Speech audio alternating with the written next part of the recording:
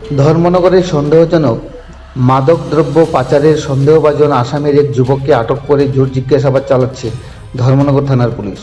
জানা গেছে, ধর্মনগর পুলিশ আগে থেকেই গোপন সূত্রের ভিত্তিতে দিঘলবাগ চৌমুনি এলাকায় উৎপেতে বসে আসাম থেকে আগত এক যুবককে আটক করে এবং তল্লাশি চালিয়ে একটি প্যাকেট লবণ জাতীয় কিছু গন্ধহীন সামগ্রী উদ্ধার করে। উদ্ধার হওয়া সামগ্রীগুলি হেরোইন জাতীয় নেশা সামগ্রী না হলেও সন্দেহবশত ধৃত যুবককে জিজ্ঞাসাবাদ করতে নিয়ে যাওয়া হয় ধর্মনগর থানাতে। ধৃত যুবকের নাম সিদ্দিক জামান, বাড়ি উত্তর জেলার কুর্তি এলাকায়। উপস্থিত প্রত্যক্ষদর্শীদের সম্মুখে প্যাকেটটি খোলার পর প্যাকেটের ভিতর থেকে লবণ জাতীয় সামগ্রীগুলো বাজেয়াপ্ত করে পুলিশ। পুলিশের এক কর্মকর্তা জানান, এটি সম্ভবত মাদক পাচার চক্রের নতুন কৌশল হতে পারে, যাতে করে পুলিশকে বিভ্রান্ত করা যায়। উদ্দেশ্য লবণ জাতীয় পদার্থ বহনের মাধ্যমে মাদক পাচারের ছদ্মবেশ তৈরি করা। তিনি আরও বলেন, এই ঘটনার পর আমরা আরও সতর্ক এবং কঠোরভাবে নজরদারি চালাবো। বর্তমানে সিদ্দিক জামানকে আটক করে থানায় নিয়ে যাওয়া হয়েছে এবং তাকে জোর জিজ্ঞাসাবাদ করা হচ্ছে। পাশাপাশি লবণ জাতীয় সামগ্রীগুলো আসলে নেশা জাতীয় দ্রব্য নাকি অন্য কিছু তা নিশ্চিত হতে ফরেনসিক বিশেষজ্ঞদের ডেকে পাঠানো হচ্ছে।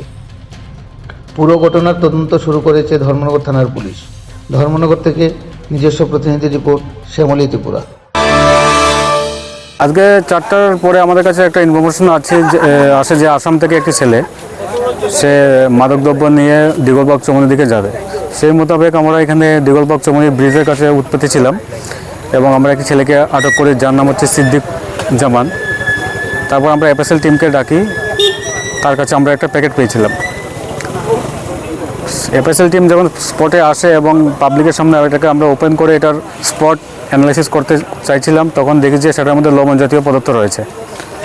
আমরা দেখলাম যে যারা মাদক ব্যবসায়ী আছে হয়তো বা আমাদেরকে মিসগাইড করার জন্য এসব তারা নতুন ফোন দিয়ে এঁটেছে, কিন্তু আমরা এটার হতে দেব না। আমরা আরও সতর্ক হয়ে এসব বিষয়কে বন্ধ করার জন্য সতর্ক থাকবো।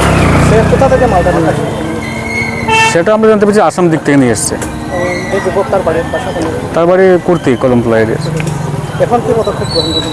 আমরা তাকে প্রিভেন্টিভ সেকশনে অ্যারেস্ট করে নিয়ে যাব এবং কিছু পুছতাছ জিজ্ঞাসাবাদ করব। এবং যে জায়গায় ধরা হয়েছে এটা দিঘলবাগ ধর্মনগর থানা এরিয়া।